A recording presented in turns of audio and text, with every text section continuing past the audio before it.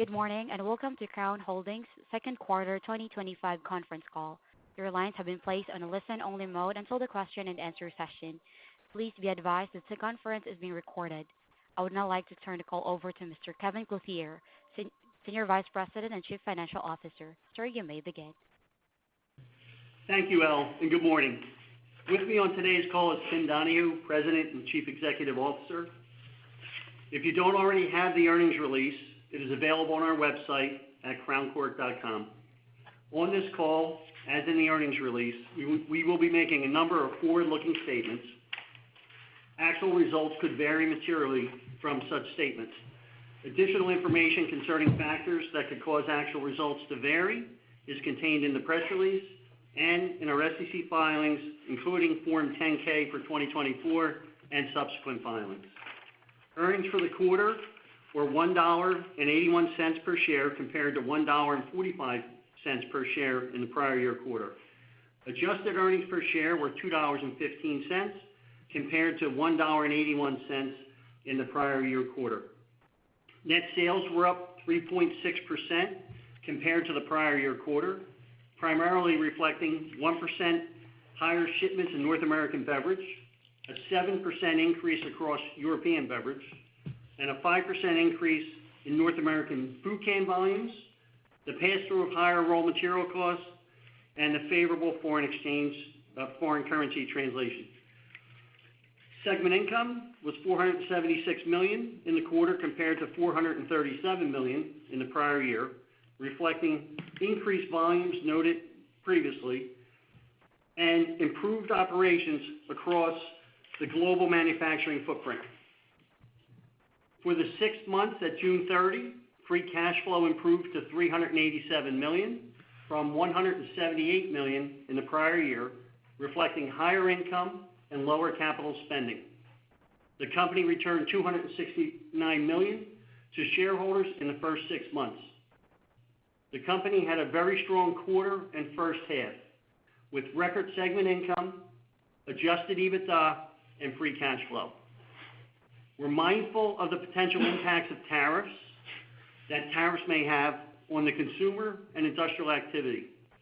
Considering the strong first half and the potential impacts from tariffs, we're raising our guidance for the full year adjusted EPS to $7.10 a share to $7.50 a share, and project a third quarter adjusted EBITDA to be in the range of $1.95 a share to $2.05 per share.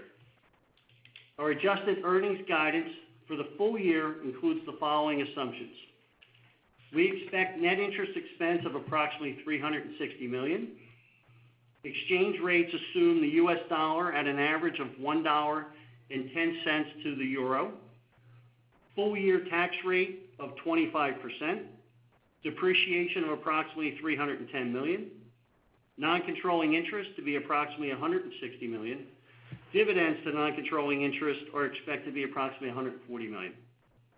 Our estimate for 2025 full-year adjusted free cash flow is now approximately $900 million after $450 million of capital spending, and at the end of 2025, we expect net leverage to be approximately 2.5 times. With that, I'll turn the call over to Tim. Thank you, Kevin, and good morning to everyone. Some brief comments, and then we'll open the call to questions. As Kevin just summarized and is reflected in last night's earnings release, second quarter performance came in better than anticipated. Global beverage segment income advanced 9% in the quarter after a 21% improvement in the prior year's second quarter. Strong global beverage and North American food results combined with lower capital expenditures resulted in a higher second quarter free cash flow, driving net leverage below the first quarter level. Americas Beverage reported a 10% increase in segment income, with shipment gains noted in both North America and Brazil. Shipments in North America advanced 1% as expected, following a 9% gain in the prior year's second quarter, while in Brazil, demand led to 2% growth after a 12% increase last year. Volume growth continues to compound, leading to high utilization across a well-performing plant network. And as stated previously, we expect little direct tariff impact to this business. Across European beverage, unit volumes advanced 6%, following 7% growth in the prior year, leading to another quarter of record income. Growth was noted throughout each region of the segment, that is, Northern and Southern Europe, and also across the Gulf states. As in the Americas, we expect little direct tariff impact to the business. Income in Asia Pacific declined as Southeast Asian market volumes were down high single digits to the prior year. The impact of tariffs on various Asian industries ultimately impacting consumer confidence and buying power. Despite weak end markets, the business continues to operate well, with income exceeding 19% to net sales in the quarter. Increased shipments of steel and plastic strap, combined with savings from ongoing cost programs, almost entirely offset the impact of lower shipments in the equipment and tools business. Segment income remained relatively flat to the prior year, despite continuing soft industrial demand. And within the transit business, we still remain cautious as to the impact that tariffs may have, and update the potential tariff effect as follows. The potential exposure is estimated to be approximately $25 million, with direct and indirect exposures of approximately $10 million and $15 million, respectively, and these estimates are included in the revised guidance that Kevin has provided. North American food demand increased 9% in the second quarter, principally a result of exceptionally strong vegetable volumes. And when combined with better results in closures, income in the other segment improved by 150% in the quarter. In summary, we had another very strong quarter. Segment income improved $39 million or 9%, and for the 6 months is up $129 million. Trailing 12 months EBITDA is now approaching $2.1 billion. Combined global beverage segment income was up 8% in the second quarter. North American food volumes, first led by pet foods in the first quarter and now vegetables in the second quarter, reflects the diversity of our food business.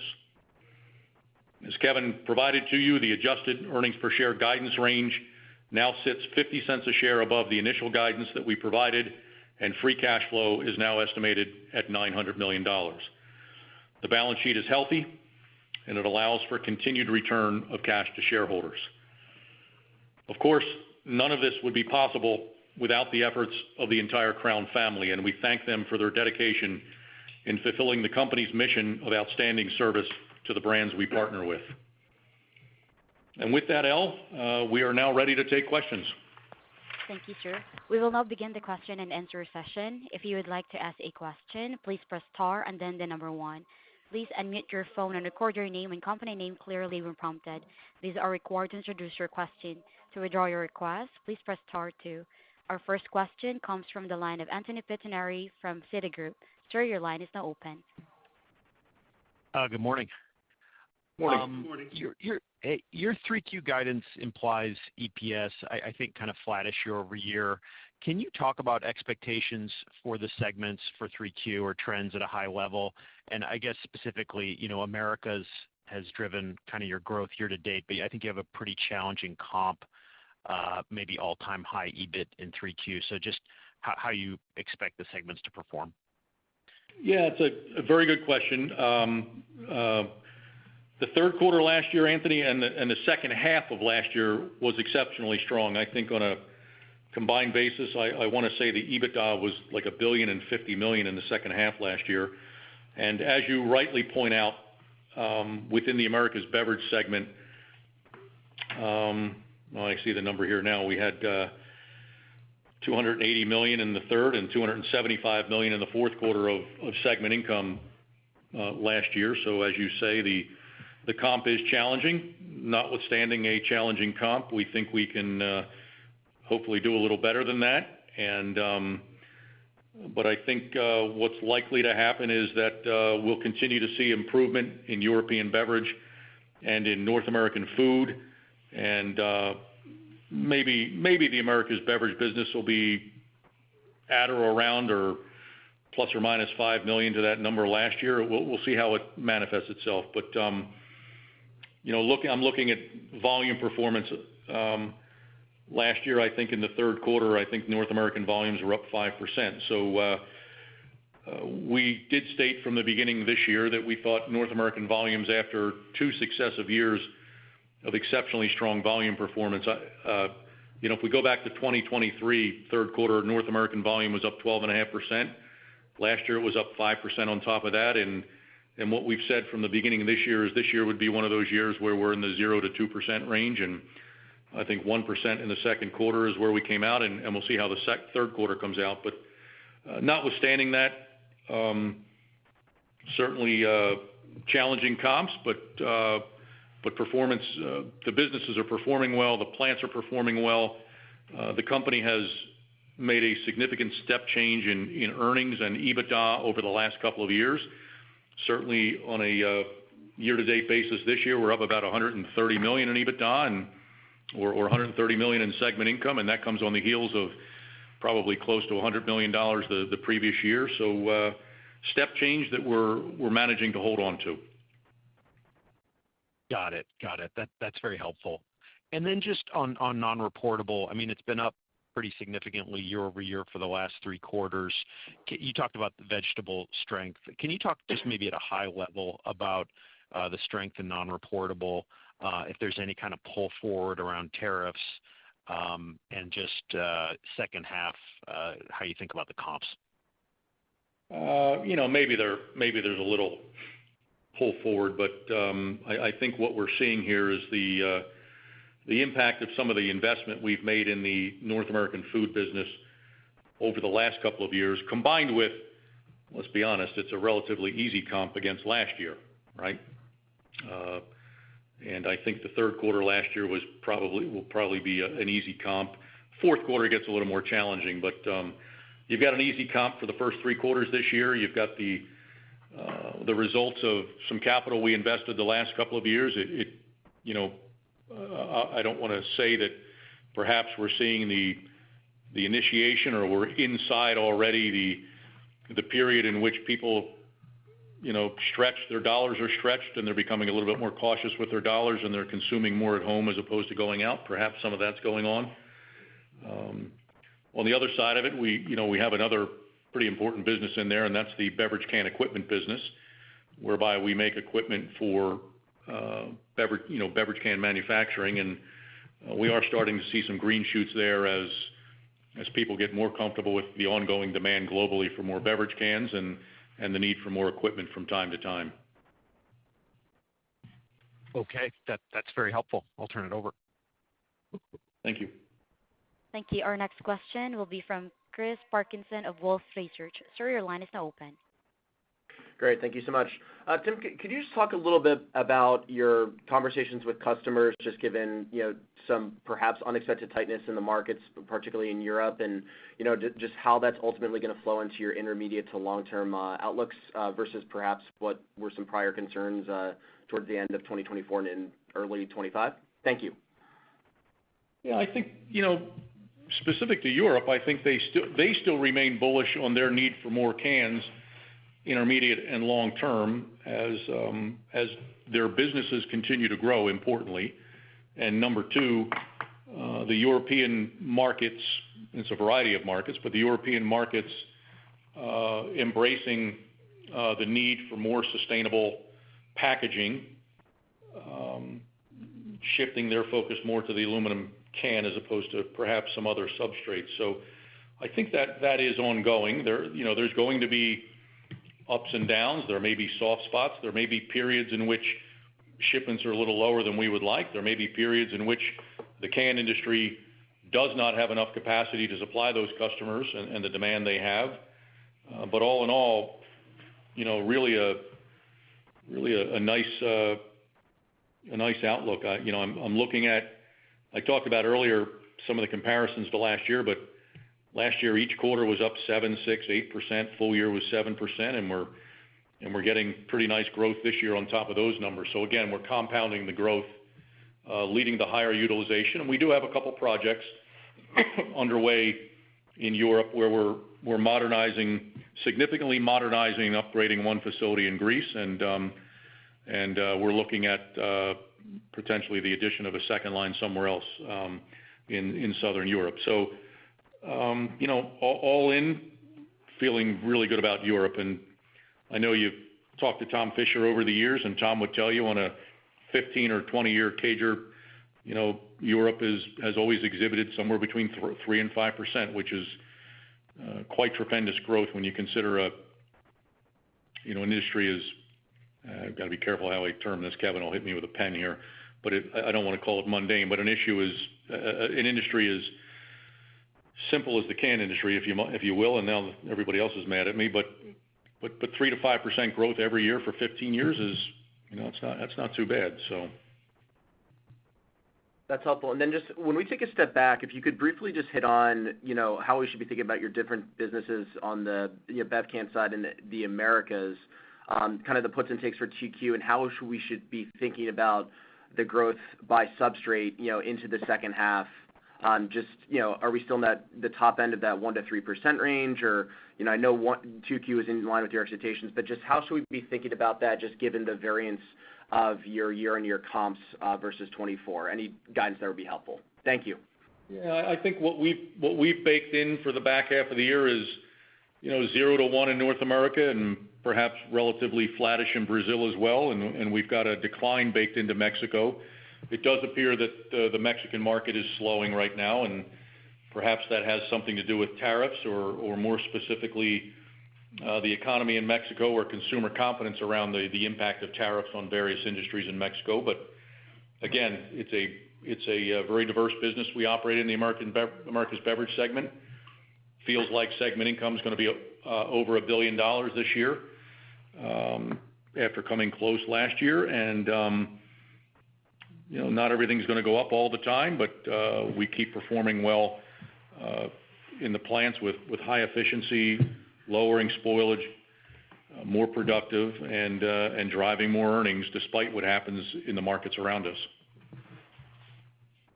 Great color. Thank you. Thank you. Thank you. Our next question comes from the line of George Staphos from Bank of America. Sir, your line is now open.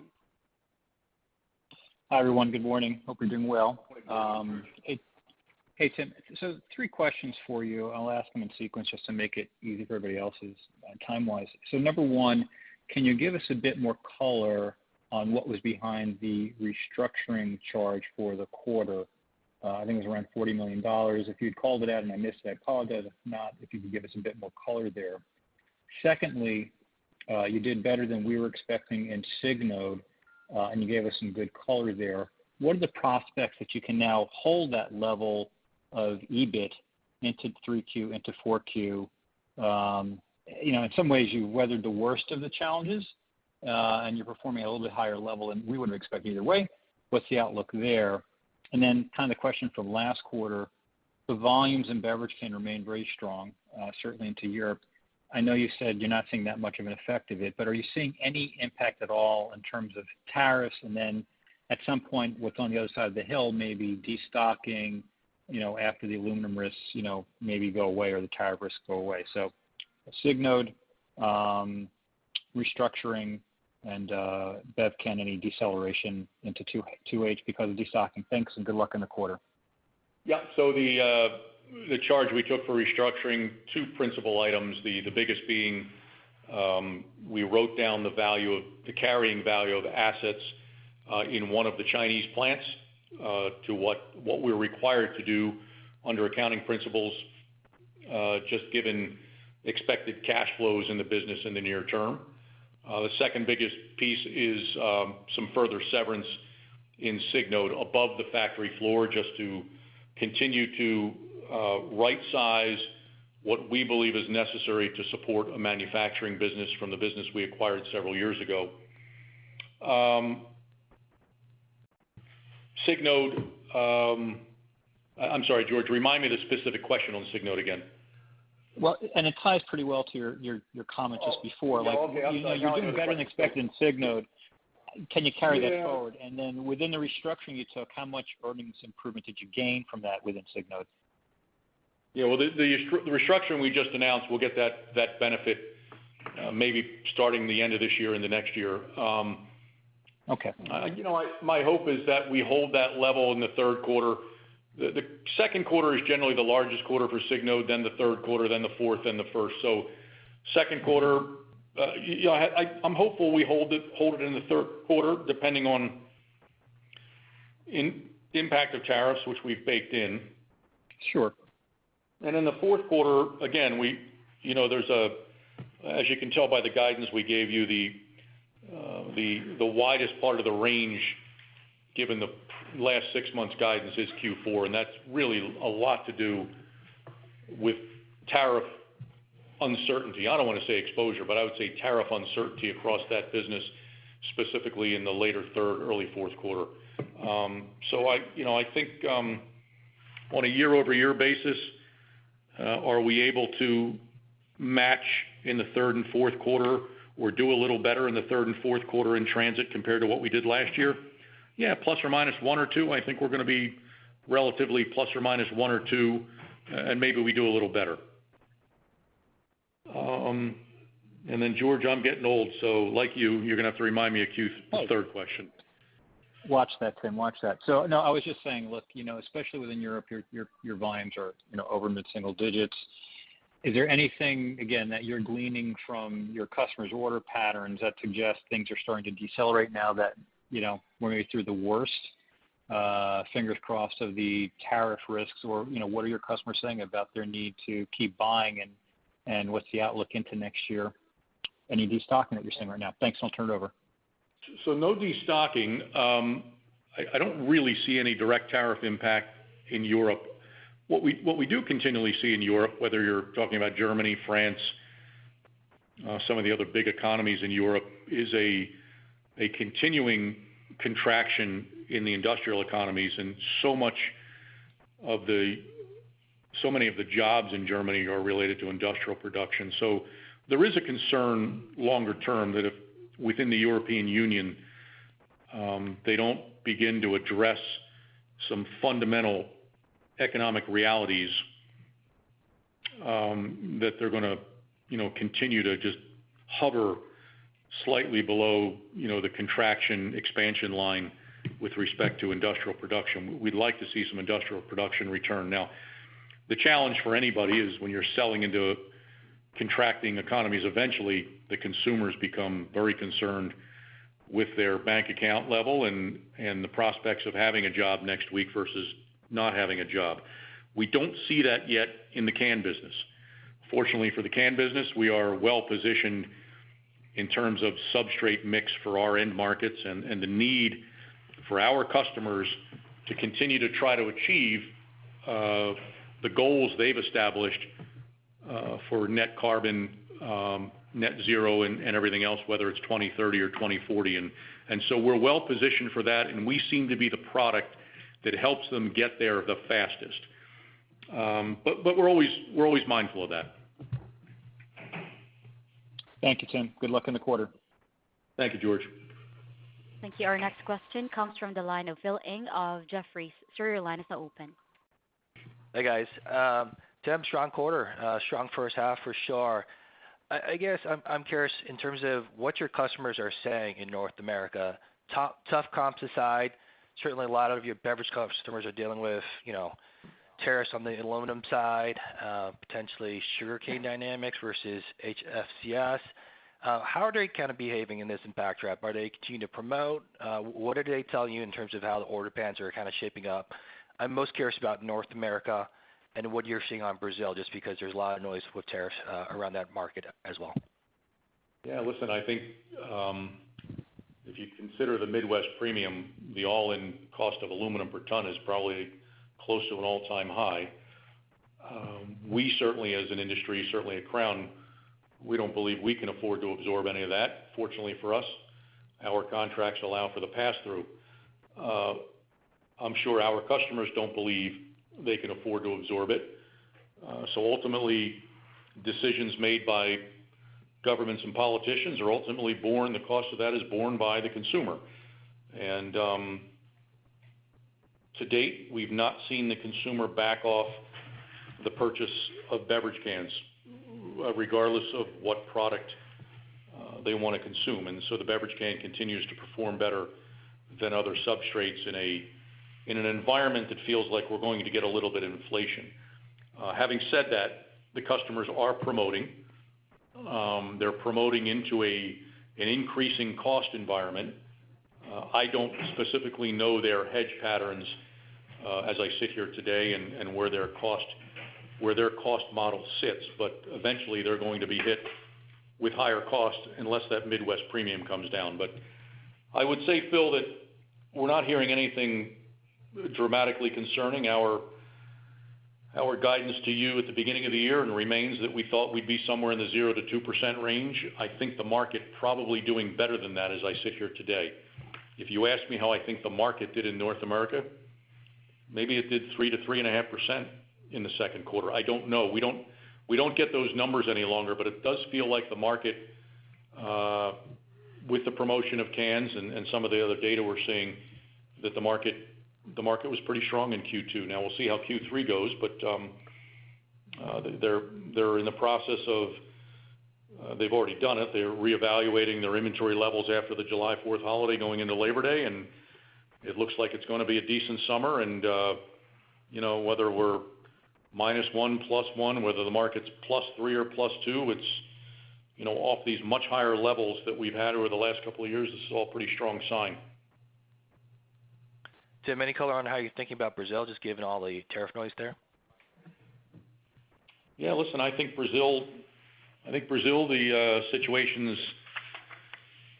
never as strong for the consumer as it is in North America, and we'll see how the consumer does. More importantly, we'll see how customers move some business around from supplier to supplier. Sometimes one supplier can be out of balance to their mix with certain customers. If for whatever reason we supply more or less in the first half of the year, maybe we supply less or more in the second half of the year, just so the customer can balance out, and we'll see how that goes. But I would say that maybe Q3, a softer quarter in Brazil, maybe that's slightly down, and then Q4, which is really important, we're expecting Q4 to be a little bit better than Q4 last year. Okay. And then you're in a great spot, Tim. I mean, balance sheet, leverage is at the low end of closer to a long-term target, generating a lot of free cash flow. How would you prioritize capital deployment the next few years? What are some of the best opportunities when you kind of rank them, buybacks, capital projects, even perhaps larger M&A? Any color would be helpful. Well, I think the number one goal is obviously to increase the return to shareholders. But before you get there, you've got to service your customers, and you've got to service your customer base, and you've got to take advantage of opportunities to grow your business. And so we're always going to look at the opportunities to grow our business subject to adequate returns project by project. So that would be number one. Beyond that, as you rightly point out, whether we can get below the 2.5 times by the end of this year. Kevin gave you $900 million. We're at short of 400. So if you take that 500 and reduce the debt with today's EBITDA, you get well below 2.5 times. We don't really need to get there this year. So I do believe that over time, the long-term target is met with growth in EBITDA, and it leaves us a whole lot of money to consider what we're going to do with it. And I think right now, as we've been telling people for the last 6 months, the number one and only priority we see is the return of cash to shareholders. Okay, excellent. Thank you. Thank you. Thank you. Our next question will be from Edlain Rodriguez of Mizuho. Sir, your line is now open. Thank you. Good morning, everyone. A quick one for me, Tim. So there have been talks of demand softness in many categories here in the U.S. because of the immigration enforcement that's going on.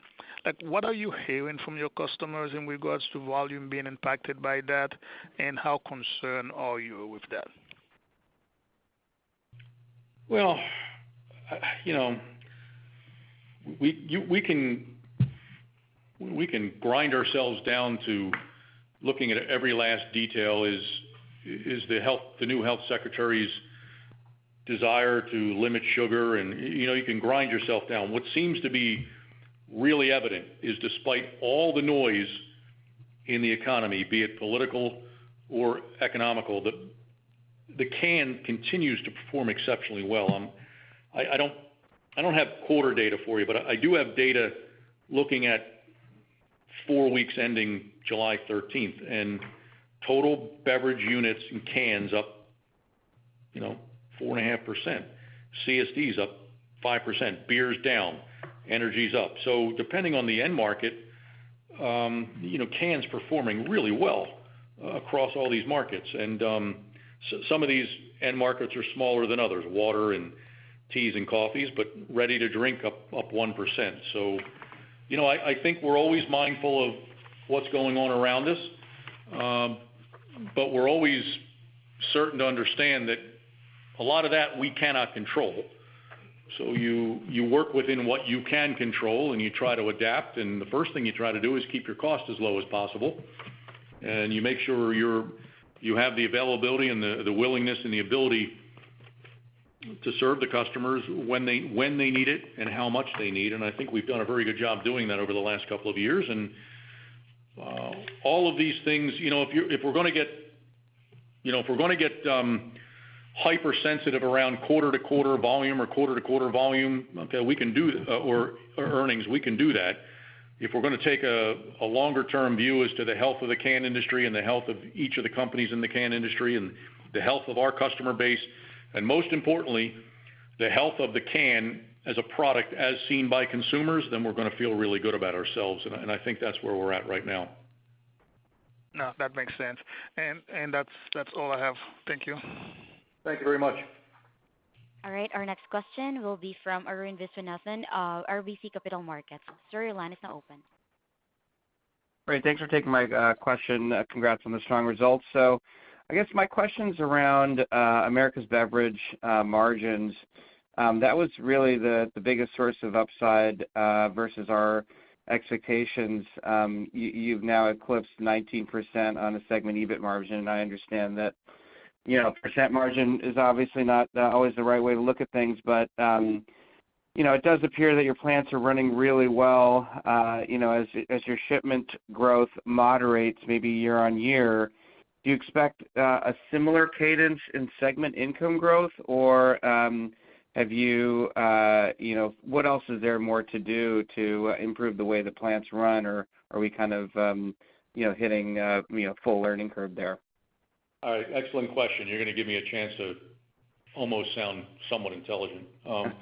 So I think the first thing, most companies in any industry, we all operate from a manufacturing perspective with the notion of continuous improvement, which means there's always something to improve. And you've probably heard us in past years describe, we categorize our operations in 3 categories, A, B's, and C's. And the goal is to work on the C's and make them the A's. And it's a never-ending process. So there's always something to improve. From the context of moderating growth, if what you're suggesting is that we had 5% growth last year and only 1% growth this year, should that also reflect a lower earnings or lower margin performance? The answer would be no, because in the absence of adding more capacity, you're utilizing 1% more of the capacity you already have. So your productivity levels need to become that much higher to supply that 1% from the same manufacturing base. So in fact, even with 1% growth, you would expect margin growth, all else being equal. Now, the one thing that will move percentage margins up and down is the pass-through mechanisms we have in our contracts with raw materials. As aluminum gets higher, and as our customers' hedging contracts result in higher aluminum, we start passing through higher aluminum on a one-for-one basis. That will naturally drive margins down, but that's just a function of the denominator becoming larger. And again, as the denominator gets smaller, then the margin grows. That's why I sometimes don't like to focus in the beverage can business too much on percentage margin. I like to look at absolute margin. In the transit business, we're highly focused on material margin, and that is the margin we have after direct materials. A different business and a different way of looking things. But in the beverage business, I hope I answered your question there. Oh yeah, no, that's helpful. I guess I would have a similar question for Europe. Now, Europe seems to be going, potentially in a different direction where you still see, quite a bit of volume growth. But maybe is there more to do there on the operations side and really move up those or those EBIT dollar margins over time? And similarly, is there more to do on the capacity side instead? How would you kind of characterize where you are in your trajectory in Europe margins as well? Thanks. Well, I think I don't we're at what, a little over 15% last year and this year in the second quarter, and maybe even for the full year we're just short of that. But I don't know how that compares historically, but it feels like it's a higher level than we've had in Europe, or one of the higher levels that we've had in Europe over the last 10 or 12 years. So performing well, incredible improvements having been made to the platform or the industrial infrastructure over the last several years, not only the expansion of the footprint, but also within the footprint. And again, as I said earlier, always more to do, always looking to do more, always looking to see how we can improve each factory to get more output out of each factory. Maybe there's a little bit more excess capacity in some spots around Europe than we have in the United States. But no, I think we're pleased with the direction of Europe, and as I said, we're always looking to do better. There's nothing to take out. With growth at 5 or 6% every quarter, you're looking for ways to continue to support customers with the existing capacity you have, as opposed to adding more capital until you're much more certain that added capital would have some new business under contract. Okay, thanks. And just one more quick one, if I can. Just on free cash flow, you increased the guide there. So are we right to assume that would likely go towards capital return as the first priority? Thanks. Yeah. So, hey, Arun, it's Kevin. Look, yeah, we're committed to the long-term leverage target of 2.5 times. The additional cash flow, we will look at it, in context of the long-term leverage target, and we'll see where we go here. I do think we'll buy back a lot of stock over the next couple of years with free cash flow. So, at this point, that's where we're at. Yeah, Arun, just to make it real clear, because I think I answered it with Phil. What we see is cash flow that we have after supporting the business needs, debt reduction to a certain level, and then return to shareholders. We don't see anything else. Thanks. Thank you. Our next question will be from Ghansham Panjabi of R.W. Baird. Sir, your line is now open. Thank you, operator. Good morning, everybody. Morning, Ghansham. I guess, good morning. I guess stepping back and, kind of thinking about 2025 as it relates to the beginning of the year, it seems like volumes in particular were better than your initial forecasts. You called out mix in 2Q, et cetera. But how would you characterize inventory levels along the supply chain in context of, the industry being pretty lean, and then you have a little bit of better demand dynamics and all these other reasons with promos and, hot summer, et cetera. So just give us a sense of inventory levels. So I can't comment on the other can companies. Generally, our larger customers carry no inventory. They're direct store delivery, right? So the inventory is carried by typically the can companies. I think it's safe to say our inventory level right now is no higher than it was at January 1st, which is, depending on how strong the third quarter is going to be, could be somewhat concerning. So we're continuing to run as hard as we can, and we need the plants to be as efficient as they can. We will look, again, to build some more inventory as we get into Q4, because we do see a very strong 2026 as we sit here today. So if I was to try to answer that a different way, Ghansham, I would say that we probably have a few $100 million less cans in inventory than we would like right now. That's what I was asking. Okay, thank you. And then in terms of, the 2026, you just made a comment on, the strength expected next year. Can you just update us as it relates to, contracts coming up, your share position, your expected share position in 2026 in North America? And then in terms of just, again, high-level drivers of earnings growth in 2026, is it fair to assume that capital allocation will feature more aggressively in terms of what drives earnings versus obviously very, very difficult comparisons, given strong operating results in 2025? We have there is one larger customer who's in the process of trying to renew and extend a contract across the entire industry.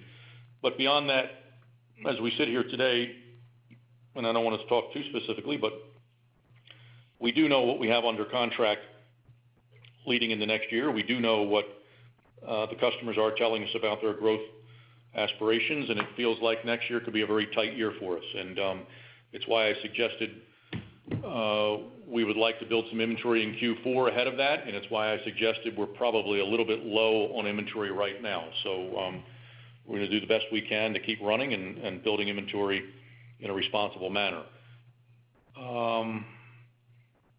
As for earnings growth next year, there's puts and takes everywhere.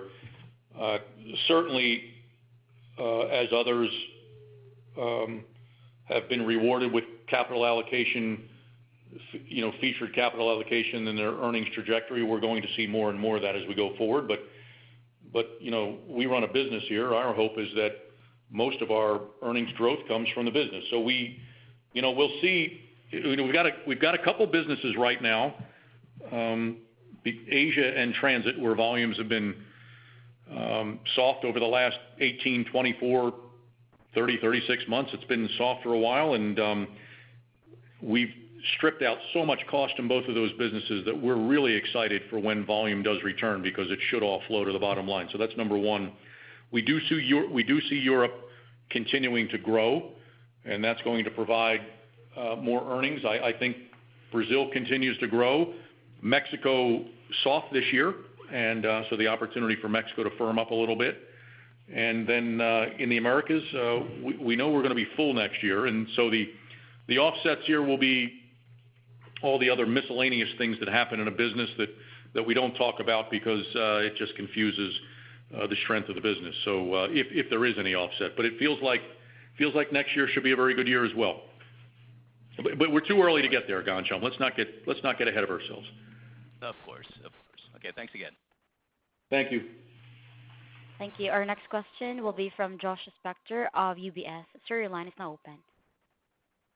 Yeah, hi, good morning. I just had a follow-up specifically on CapEx. I guess as I look at the next few years and, you maintain your conviction around kind of 1% to 3% volume growth, where does CapEx need to go in order for you to achieve that?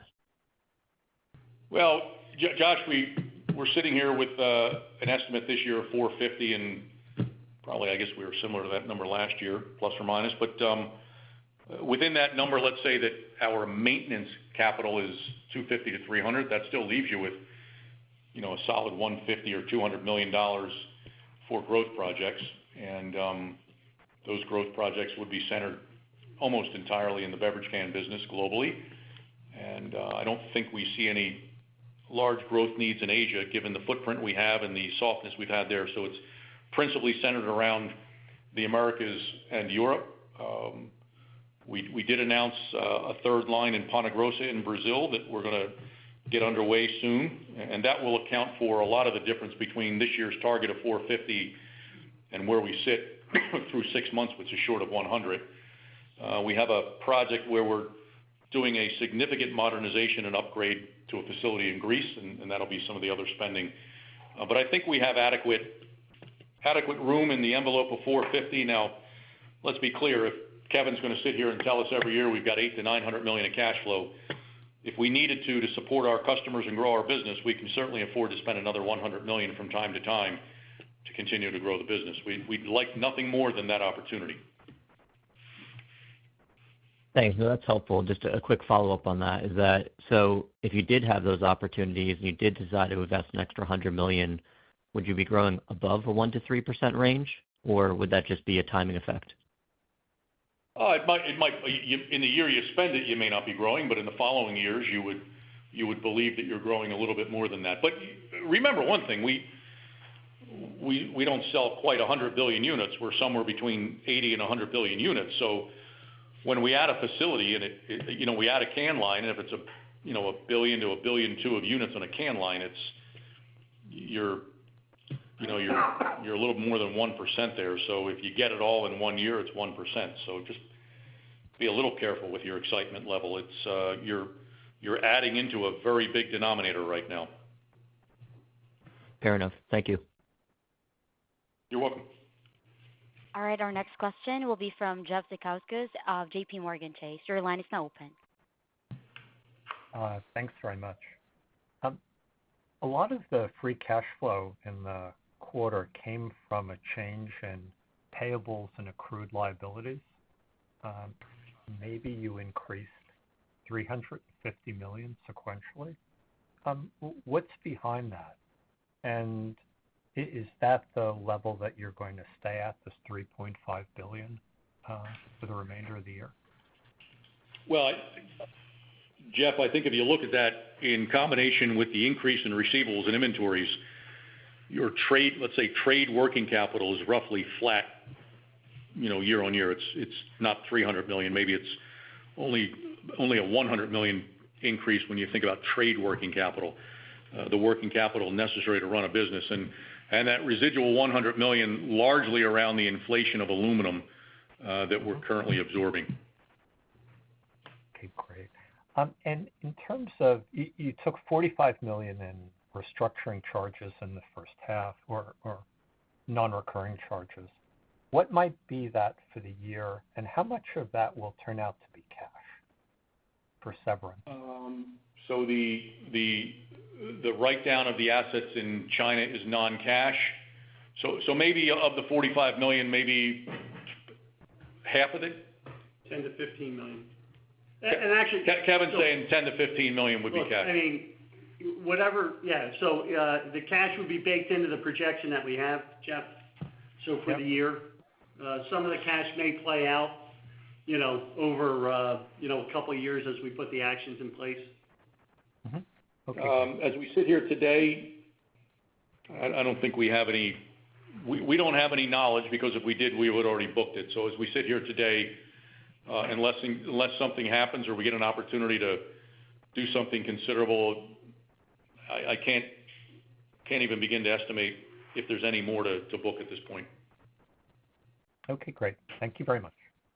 Thank you.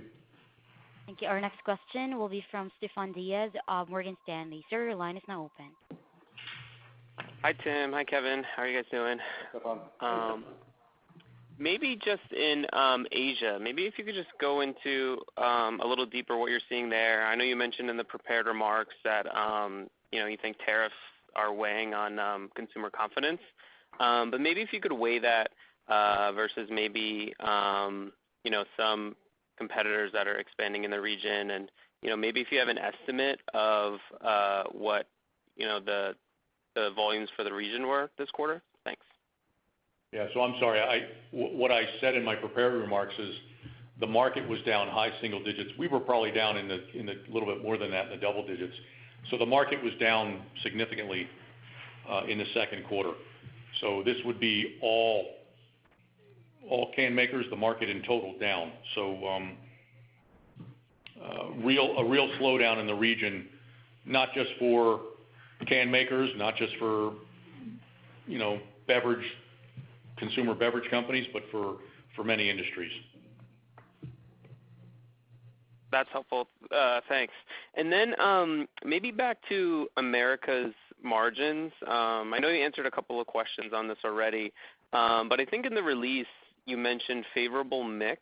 Was there any can ends, can body shipment mistiming that also helped margins in 2Q, or anything specific to call out there that led to the strength? I don't think there was a mix between ends and cans, but I do think that our ongoing underweighting to U.S. domestic beer has been helpful in our mix. We have a significant position in beer in Canada, and we have a very significant position in beer in Mexico, as we do in Brazil. However, in the United States, we're significantly underweight to the market in beer. So again, we reference mix because we're underweight to beer in the United States. That's helpful. And then maybe if I could just slip in one last one. Any update on the 2026 business win that you hinted to a couple of quarters ago? Thank you, guys. I'd prefer not to give you that update, so thank you. All right, our next question will be from Mike Roxland of Truist Securities. So your line is now open. Yes, thank you, Tim, Kevin, and Tom for taking my questions, and congrats on a strong quarter. Just one quick question from me, Tim. You mentioned that there's been a step change in earnings and EBITDA, and there have been a number of questions on the sustainability of margins. And so I'm just wondering, can you talk about the sustainability of margins at these levels in North America? I mean, one of your peers, I think, recently noted that margins in North America are at a high watermark. So given what the CPGs are facing, given the backdrop that they're in, could there be some potential for some margin degradation, given this the overall climate? Any insights you could share in terms of the sustainability of EBITDA margins and risk that margins could decline given the backdrop? Thank you. Okay. Listen, good question. Be careful how I answer this, but for the most part, our customers, especially our large customers across the beverage universe, make double or more than double the margins we make.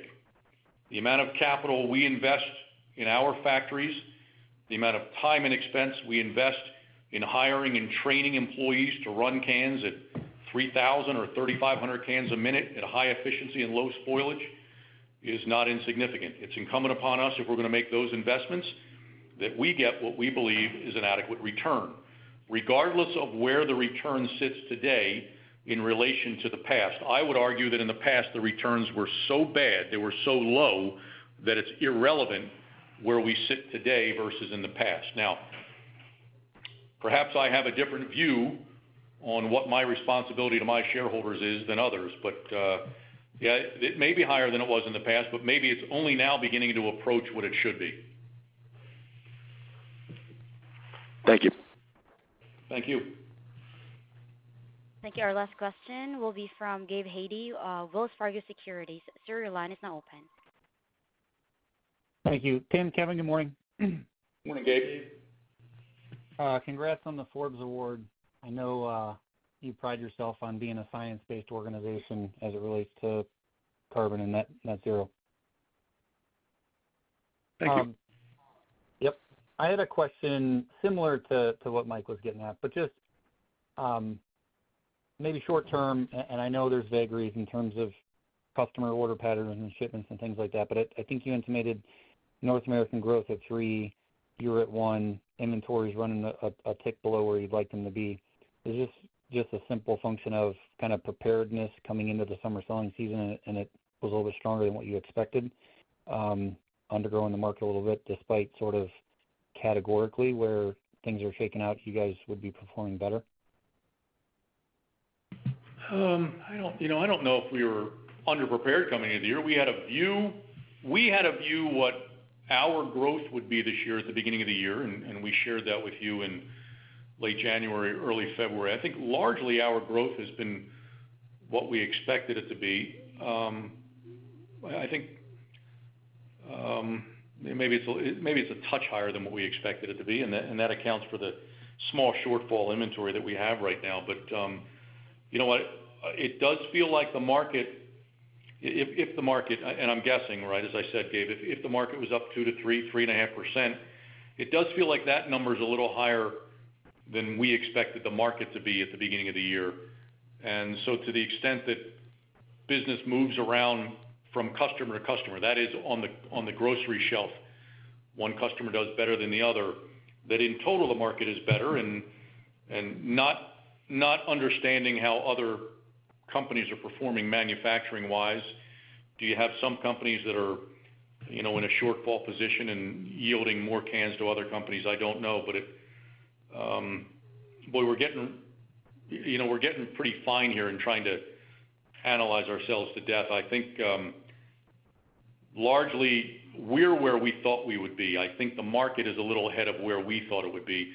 maybe we underestimated the market this year, and maybe the market's even stronger than others had estimated. It does feel like promotions were a little stronger around Memorial Day and July 4th than we certainly had seen last year, and perhaps we even thought they would be. So, it probably yields to an answer that the market's even stronger than anybody thought it would be.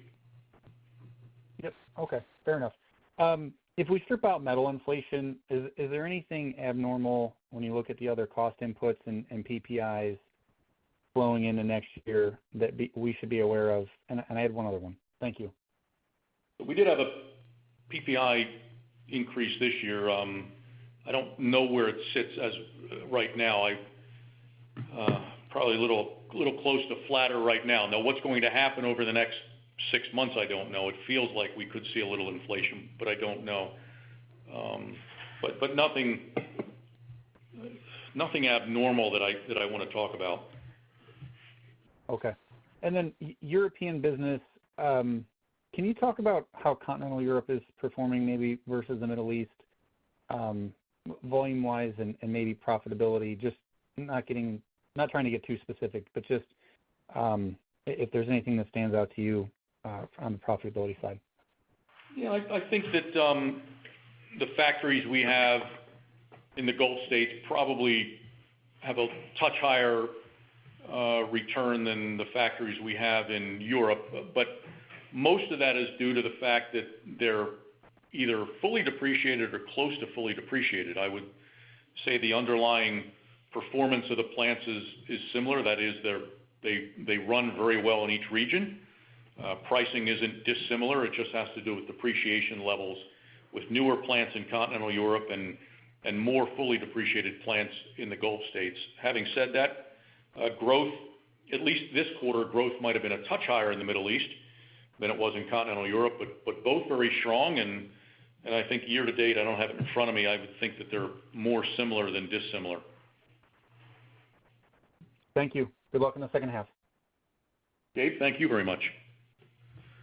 Thank you. So, Elle, I think you told us that was the last question. So thank you very much. And we thank you all for joining us, and we look forward to speaking with you again in October.